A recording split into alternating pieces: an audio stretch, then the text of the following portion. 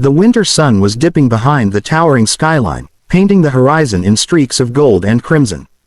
It was one of those rare afternoons when the air carried a perfect balance, cool enough to see your breath, yet touched by the gentle warmth of the sun. Adrian Carter walked along the winding path of Willow Park, his tall frame casting a long shadow beside the smaller, skipping one of his daughter, Lily. For most people in the city, Adrian was a name they only read in financial magazines or whispered about at high society events, the brilliant, relentless billionaire who had built an empire before 40. But today, he wasn't the man who negotiated million-dollar contracts or outmaneuvered competitors. He was just a father trying to make up for lost time. His work often devoured his days and nights, and though he hated to admit it, weekends like this were rare. Guilt tugged at him, but Lily's bright giggle softened the weight in his chest. She was his anchor, the only thing that truly mattered beyond the boardrooms and headlines. They walked past families picnicking on the grass, couples strolling hand in hand, and children darting about with wild energy. Lily had insisted on bringing her bright red balloon, tied loosely around her wrist. She claimed it was her lucky balloon, and when Adrian had asked why, she said, "Because it stays close to me, like mommy used to."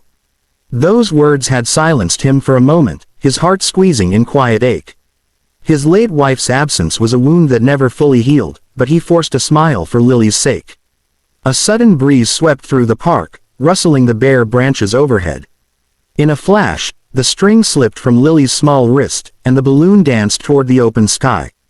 Her eyes widened, and without hesitation, she darted after it, her laughter and tiny footsteps carrying her farther ahead.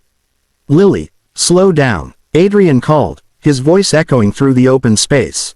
But she didn't look back. Children never did when they were chasing something they believed they could catch. He followed at a brisk pace, weaving past a cluster of joggers and a couple walking their dog.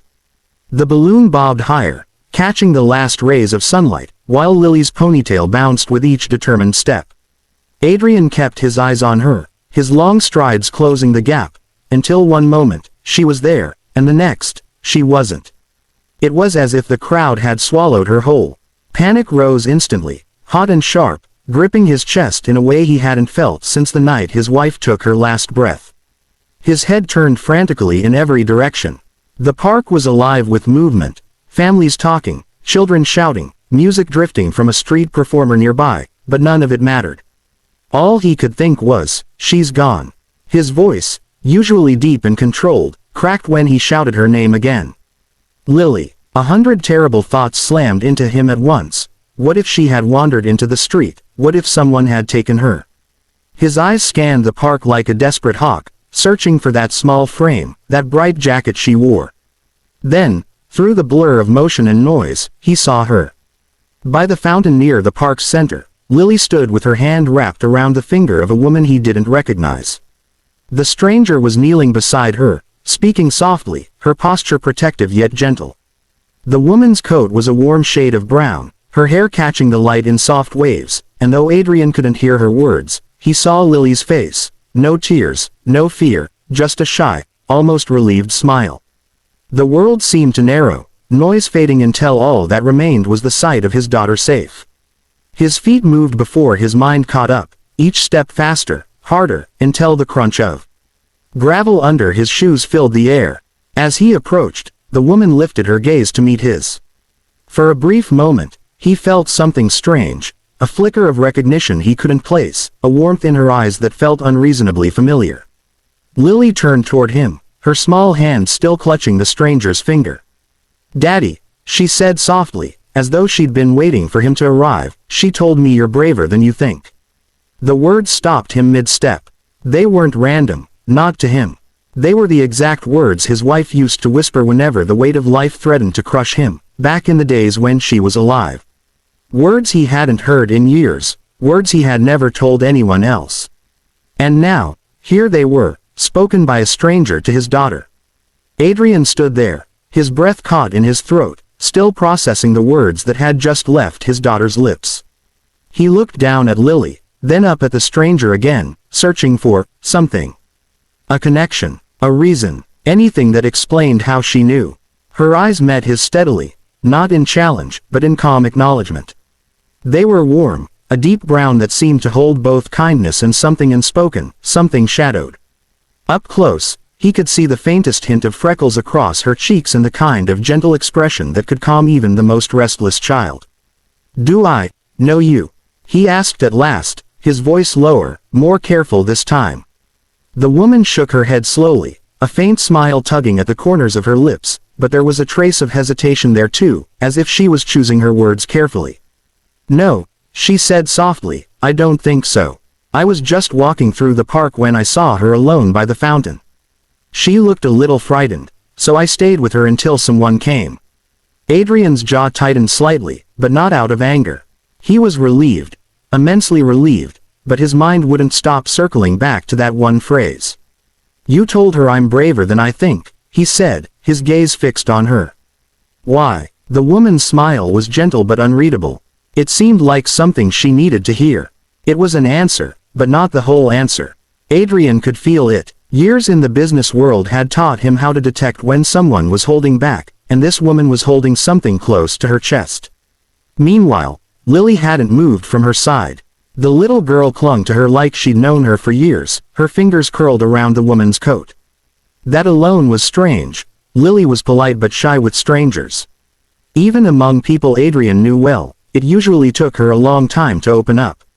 But now, his daughter's face was bright, her eyes wide with the same innocent trust she used to reserve for her mother. "What's your name?" Adrian asked. The woman hesitated for the briefest second, then replied, "Claire." "Claire," he repeated, almost testing the name on his tongue, trying to see if it stirred any buried memory. It didn't, but somehow it still felt familiar. "Thank you," he said finally, his voice rougher than he intended. "I don't know what would have happened if—" He stopped himself, unwilling to speak the darker possibilities aloud. Claire shook her head quickly. "You don't need to thank me. I just did what anyone should do." But Adrian knew better. In this city, not everyone stopped to help. Most people kept to themselves, even when they saw something wrong. The fact that she had noticed Lily, that she'd stayed with her instead of simply calling for help from a distance, said something about her character. For a moment, the three of them stood there, an odd picture, the billionaire father who could command the attention of entire boardrooms but stood speechless now, the daughter clutching a stranger's hand as if it were her lifeline, and the woman whose presence felt like sunlight in the cold. Adrian's eyes lingered on her, and in that brief silence, he realized something unsettling. Claire's gaze wasn't just kind. It was knowing, like she could see past the crisp suit, past the carefully maintained control, and straight into the man who lay awake at night wondering if he was doing enough for his little girl. Lily tilted her head up at Claire and whispered something that made her laugh softly. It was a warm, genuine sound that seemed to reach inside Adrian and tug at something long dormant. He'd almost forgotten what it was like to hear that kind of laughter, free of agenda, untouched by the corporate world he lived in. But the unease returned when he caught himself thinking that Claire felt safe. He didn't trust easily, and yet, with her standing there, he could almost believe that maybe this wasn't just a random encounter. "Claire," he began, "would you mind staying for a few minutes? I think my daughter would like that." She looked at him for a long moment, her lips parting slightly as if she might refuse. Then she glanced at Lily, who was smiling up at her with wide, hopeful eyes, and her shoulders softened. "All right," she said quietly. As they walked toward a nearby bench, Adrian couldn't shake the thought running in circles through his mind. Those words, "braver than you think," weren't just some comforting phrase. They were his wife's words. Words no one else in the world should have known. And he intended to find out why Claire knew them. Later, sitting on a park bench, Adrian insisted she stay a moment longer.